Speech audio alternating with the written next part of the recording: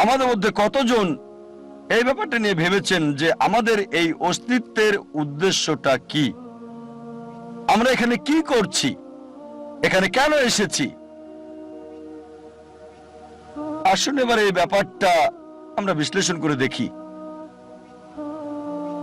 আমি এখানে দর্শকদের অনুরোধ করব, আপনাদের মধ্যে কেউ যদি কখনো এটা চিন্তা করে থাকেন যে আপনার জীবনের উদ্দেশ্যটা কি, তাহলে দয়া করে হাত তোলেন। আমি জানতে চাচ্ছি এখানে দর্শকদের মধ্যে কতজন এটা নিয়ে চিন্তা করেছেন যে আমাদের জীবনের উদ্দেশ্যটা কি।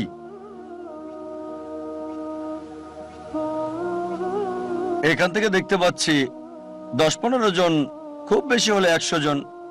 এখানে প্রায় 1 লাখ মানুষ আছেন।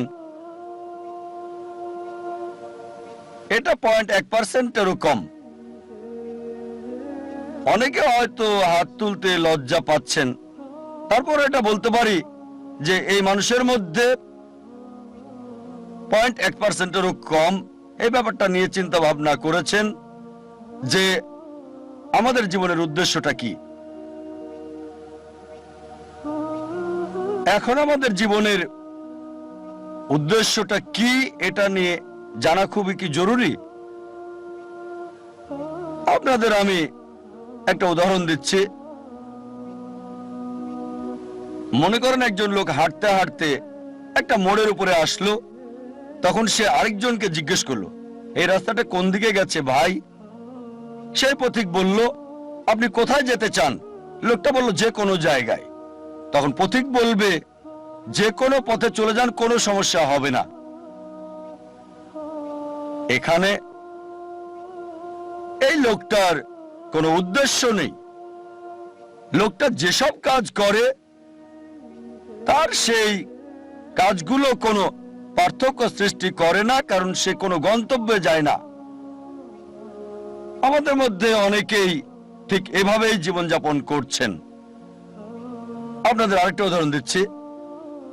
মনে করেন একজন বিল্ডার একটা বিল্ডিং বানাতে শুরু করলো। বিল্ডিং এর ভিত্তি বানানোর জন্য সে মাটিতে বড় একটা গর্ত তৈরি করলো। তাকে প্রশ্ন করা হলো, আপনাদের বিল্ডিংটা কত তলা পর্যন্ত হবে? সে বলল, আমি জানি না। বিল্ডিংটা কত স্কয়ার ফিট জুড়ে বানানো হচ্ছে? সে বলবে, চিন্তাই করিনি। সেই বিল্ডারের কোনো উদ্দেশ্যই নেই। একবার একজন লোক তার প্রতিবেশীকে বলল, আপনার কুকুরটা সব সময় গাড়ি দেখলে তার পিছনে ধাওয়া করে। ভাবছি এই কুকুরটা কখনো কি গাড়িটাকে ধরতে পারবে? প্রতিবেশী উত্তর দিল, কোন গাড়িকে ধরতে পারবে কিনা সেটা নিয়ে ভাবছি না, আমি ভাবছি গাড়িটা ধরতে পারলে কুকুরটা তখন কি করবে। আর প্রতিবেশী, কুকুরটার মালিক, সে কিন্তু বুঝতে পারছে গাড়িটাকে ধরতে পারলে সে কুকুরটা তখন কি করবে। এখানে কুকুরটার উদ্দেশ্যটা কি? দুর্ভাগ্যজনকভাবে আমাদের অনেকেই আমাদের জীবনটাকে এভাবেই পার করে দিচ্ছি, এই কুকুরটার মতোই। লোকজন গ্র্যাজুয়েশন করে, তাদের জিজ্ঞেস করবেন, আপনি গ্র্যাজুয়েশন করছেন কেন? তারা কারণটা জানে না। কারণটা এই যে তারা গ্র্যাজুয়েট হতে চায়। গ্র্যাজুয়েশন শেষ করে আপনি কি করবেন? সে বলল, আমি জানি না। আমাদের বেশিরভাগই জীবনটাকে পার করছি গন্তব্য ছাড়া লোকটার মতো, অথবা সেই কুকুরটার মতো যে গাড়িকে ধরতে পেছনে ছুটছে কোনো উদ্দেশ্য ছাড়াই। আমাদের অনেকেই আমরা না বুঝেই অন্য মানুষের উদ্দেশ্যকে নকল করি। কোন ছাত্রকে প্রশ্ন করবেন, আপনি কমার্স পড়ছেন কেন? সে উত্তর দেবে, কারণ আমার বন্ধু কমার্স পড়ছে। আবার অনেকেই বিভিন্ন অভিনেতা আর মডেলদের নকল করার চেষ্টা করে। তারা এটা না বুঝেই করে। একবার এক লোক গ্রাম থেকে বোম্বেতে আসলো বড়লোক হওয়ার জন্য। তাকে একবার প্রশ্ন করা হলো যে আপনি বোম্বেতে আসলেন কেন? সে তখন বলল, আমি হিন্দি সিনেমায় দেখেছি অমিতাভ বচ্চন খুব গরিব ছিল, তারপর বোম্বেতে এসে এক রাতের মধ্যে অনেক বড়লোক হয়ে গেল। এজন্য আপনারা প্রায় দেখবেন বোম্বের আশেপাশের এলাকা থেকে লোকজন বোম্বেতে চলে আসে যাতে সে এক রাতে ধনী হয়ে যেতে পারে। এই কারণে আমরা দেখতে পাই বোম্বেতে বস্তির সংখ্যা বেড়েই যাচ্ছে। অনেক সময় আপনারা দেখবেন যে অভিনেতা আর মডেলরা ব্র্যান্ড অ্যাম্বাসেডর হয়, বিভিন্ন পণ্যের মার্কেটিংও করে।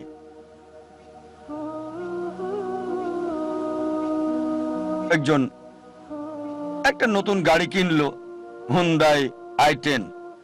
তাকে প্রশ্ন করা হলো, আপনি এই গাড়িটা পছন্দ করলেন কেন, হুন্ডাই i10? সে বলল, আমার প্রিয় অভিনেতা শাহরুখ খান, তার একটা হুন্ডাই i10 আছে। আমি জানি না যে শাহরুখ খান ওই অ্যাড ছাড়া আর কখনো হুন্ডাই i10-এ বসেছেন কি না। তিনি হয়তো চালান মার্সিডিজ অথবা BMW অথবা এরকম কিছু। আমার সন্দেহ তার i10 আছে কিনা। শাহরুখ খান মডেল হয়েছেন ঘড়ির, ট্যাগ হিওর ঘড়ির, তিনি ব্র্যান্ড অ্যাম্বাসেডর এই বিখ্যাত ট্যাগ হিওর ঘড়ির। আর আমরা দেখি যে অনেক ভক্তই তার এই ঘড়ি কিনে থাকে। এখন শাহরুখ খানের অভিনয়ের সাথে এই ট্যাগ হিওরের সম্পর্কটা কি? এই ট্যাগ হিওর ঘড়িটা কি তার অভিনয়ের ক্ষেত্রে কোনো সাহায্য করে যাচ্ছে? আমার তো মনে হয় শাহরুখ খান বিখ্যাত হওয়ার পরে এই ট্যাগ হিওর ঘড়ি পরেছেন। এরকম বিভিন্ন উপায়ে মিডিয়ায় পণ্যের মার্কেটিং করা হয়, আর দুর্ভাগ্যজনকভাবে আমরা অন্য মানুষকে নকল করার চেষ্টা করি, বেশিরভাগ সময় কিছু না বুঝেই। মনে করেন একজন ধনী লোক একটা টেক্সটাইল মিল কিনলো। প্রশ্ন করা হলো, আপনি এই টেক্সটাইল মিল কিনলেন কেন? সেই লোক বলল যে আমি খোঁজ খবর নিয়ে জানতে পেরেছি টেক্সটাইল ব্যবসায় অনেক বেশি লাভ করা যায়। তারপর জিজ্ঞেস করা হলো, আপনার কাছে কি কোনো ভালো রিপোর্ট আছে? সে বলল না। ব্যবসা দেখাশোনার জন্য কি কাউকে ঠিক করেছেন? কাউকে সেই কোম্পানির চিফ এক্সিকিউটিভ অফিসার কি বানিয়েছেন? সে বলল না।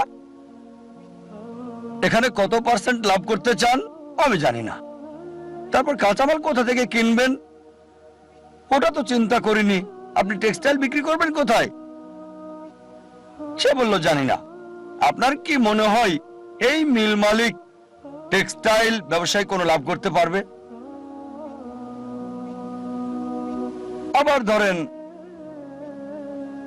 আরেকজন লোক, তার একটা উদ্দেশ্য, তার উদ্দেশ্য হচ্ছে পৃথিবীর সেরা বিজ্ঞানী হওয়া।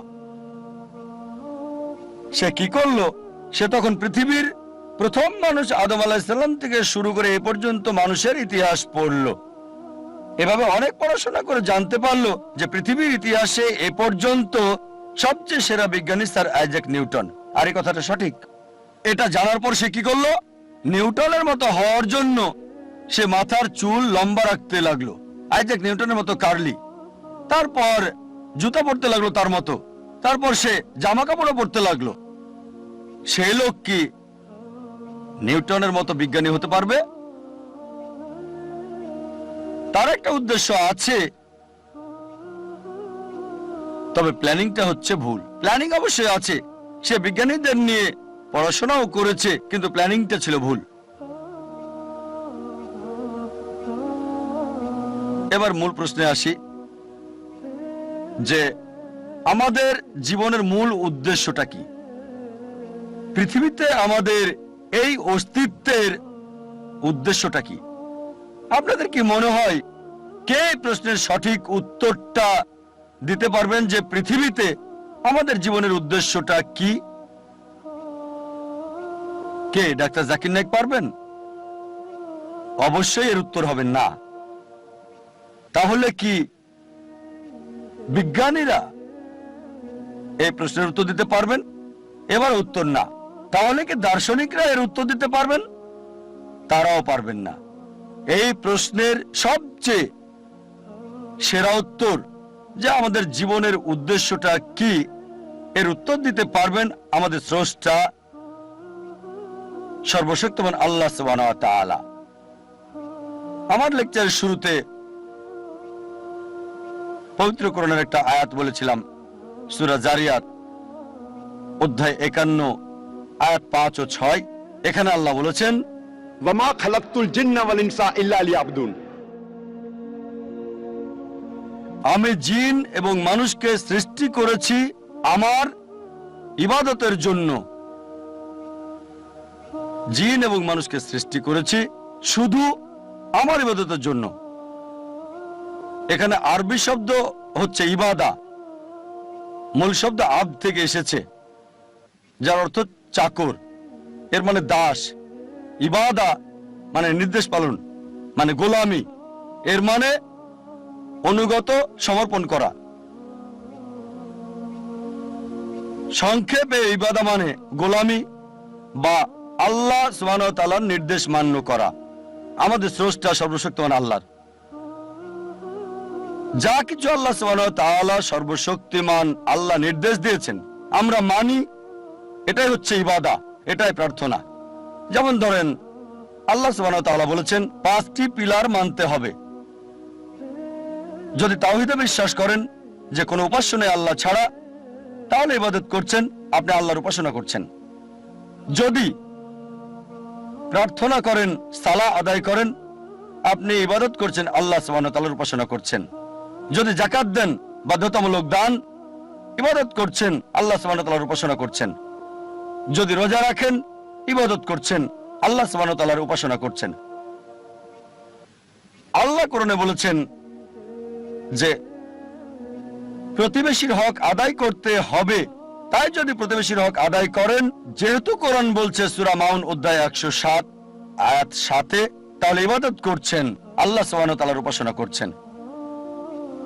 যদি বিরত থাকেন যেগুলো থেকে সর্বশক্তিমান স্রষ্টা আল্লাহ সুবহানাহু ওয়া তাআলা বিরত থাকতে বলেছেন, তাহলে আপনি ইবাদত করছেন। যদি মদপান থেকে বিরত থাকেন, আপনি ইবাদত করছেন। যদি শুকর না খান, তাহলে আপনি ইবাদত করছেন, আল্লাহ সুবহানাহু ওয়া তাআলার উপাসনা করছেন। যদি বিরত থাকেন চুরি করা থেকে, ধোঁকা দেওয়া থেকে, মিথ্যে বলা থেকে, আপনি ইবাদত করছেন, আল্লাহ সুবহানাহু ওয়া তাআলার উপাসনা করছেন। সংক্ষেপে আল্লাহ সুবহানাহু ওয়া তাআলার নির্দেশ মান্য করলে, নিজের ইচ্ছাকে আল্লাহর কাছে সমর্পণ করলে আপনি ইবাদত করছেন, আপনি আল্লাহ সুবহানাহু ওয়া তাআলার উপাসনা করছেন। আর মানুষের প্রতিটি কাজই ইবাদত বললে গণ্য হবে যদি দুটি শর্ত মানেন। এক নম্বর হচ্ছে কাজটি করা হবে কেবলমাত্র আমাদের স্রষ্টা আল্লাহ সুবহানাহু ওয়া তাআলার সন্তুষ্টির জন্য।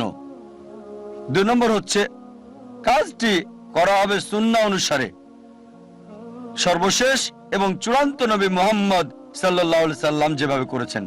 যদি আপনার কাজে এই দুটো বিষয় থাকে, প্রতিটি কাজই ইবাদতের অন্তর্ভুক্ত হয়ে যাবে, প্রার্থনা বলে গণ্য হবে। যখন কোনো যন্ত্র কিনেন, সেই যন্ত্রের সাথে একটা নির্দেশিকা বই দেওয়া হয়। যদি আপনি মানুষকে মেশিন বলে ধরেন, তাহলে একমত হবেন যে মানুষ হচ্ছে সবচেয়ে জটিল মেশিন এই পৃথিবীর বুকে। আপনার কি মনে হয় না এই মানুষের জন্য এই মেশিনের নির্দেশিকা বই দরকার আছে? মানুষের জন্য সর্বশেষ এবং চূড়ান্ত নির্দেশিকা বই হচ্ছে পবিত্র কোরআন।